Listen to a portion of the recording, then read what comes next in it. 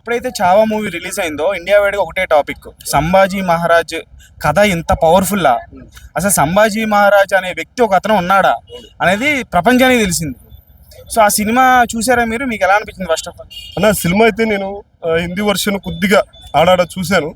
Cinema content మొత్తం చదివాను. So మన చరిత్రలో, మన పుస్తకాలలో చరిత్రలో లేనటువంటి ఒక గొప్ప విషయాన్ని, గొప్ప కంటెంట్ని బయటికి తీసుకొచ్చాడు. ఫస్ట్ డైరెక్టర్కు హ్యాండ్స్ అప్ అన్న.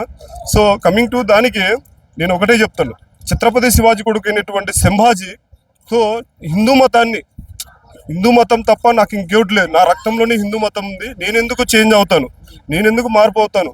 సో తన మతంలోకి మారాలని మొఘలులు అప్పుడు ఉన్నటువంటి ఔరంగజేబు కానీ అఫ్జల్ ఖాన్ కానీ వాళ్ళు ముస్లిమ్స్ వాళ్ళు ఏం చేశారంటే, వాళ్ళు మొత్తానికి మా మతంలోకి మారకపోతే నీకు ఇలా ఉంటాయి శిక్షలను, నువ్వు ఎన్ని శిక్షలను వేసుకో, నేను మారను, నేను హిందూగా పుట్టాను, హిందూగా మరణిస్తాను, హిందూయుత్వమే నాది, హిందూ ధర్మమే నాదని చెప్పి దాని గురించి ఉంటే ఆయనను బంధించి చివరికి చిత్రహింసలు, గోళ్ళు వీకి, కళ్ళు పొడిచి, రక్తం అంతా తోళ్ళు అంతా ఒడిచి ఉప్పు పాత్రలు పెట్టారు. సో దానికి ఎలాంటి పాత్రలు నేను పెట్టినా చివరికి ఆయన చనిపోయాడు. సో హిందువునిగా చనిపోయాడు. జై హిందుత్వం. అలాగే ఇప్పుడు కొడుకు పాత్ర అంత పవర్ఫుల్గా హిస్టారికల్ రోల్ ఇలా ఉంటుందని తెలిసింది ప్రపంచానికి. అలాంటిది తండ్రి శివాజీ మహారాజ్ పాత్ర ఇంకెంత వీరత్వంగా ఉంటుంది అనేది ఎదురు చూస్తారు. దాని గురించి ఫుల్ ఫ్లెడ్జ్డ్గా ఒక మంచి డైరెక్టర్ సినిమా తీస్తే ఆడియన్స్ చూద్దామని.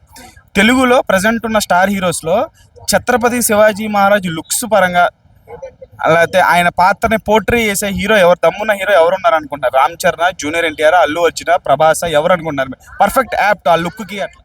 నేనైతే పర్ఫెక్ట్గా mega power star, global star మా రామ్ చరణ్ గారు సెట్ అవుతారండి. ఎవరికి? ఛత్రపతి శివాజీకి సెట్ అవుతారు.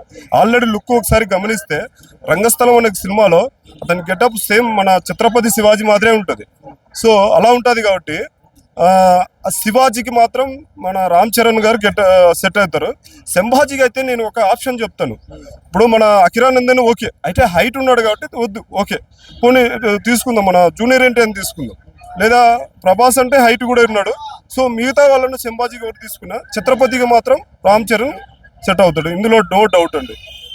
సో మన డైరెక్టర్ ఎవరు తీసుకుంటా అంటే ఒక మంచి పవర్ఫుల్ డైరెక్టర్ తీసుకోవాలి. ఇప్పుడున్న పవర్ఫుల్లో ఇప్పుడున్న రీసెంట్గా అయితే మన రాజమౌళి గారు ఉన్నారు. సో రాజమౌళి తీసుకోవడానికి టైం పడుతుంది కాబట్టి ఆల్రెడీ మహేష్ బాబు గారితో తీస్తున్నారు, చాలా హెవీ టైం పడుతుంది కాబట్టి ఇంకొక డైరెక్టర్, పవర్ఫుల్ డైరెక్టర్ అయినటువంటి సుకుమార్ కానీ, తర్మారు శిష్యుడు అయినటువంటి ఆయన పేరేంటి మన బుచ్చిబాబు గారు.